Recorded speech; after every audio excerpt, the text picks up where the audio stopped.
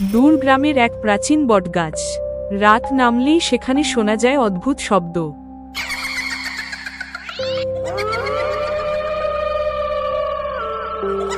যেন কেউ শ্বাস নিচ্ছে, ভারী, ধীরে, গর্জনের মতো।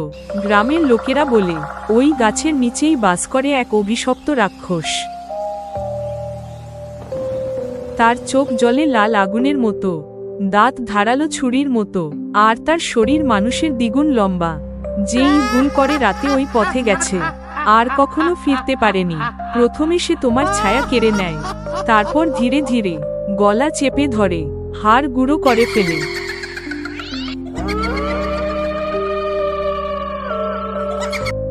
এক সাহসী যুবক গ্রাম বাঁচাতে গেল মশাল হাতে, কিন্তু হঠাৎ ঝড়ের ঝাপটায় মশাল নিভে গেল। অন্ধকারে কেবল কানে ভেসে এল ফিসফিস, তুই কি আমার খাবার হতে এসেছিস?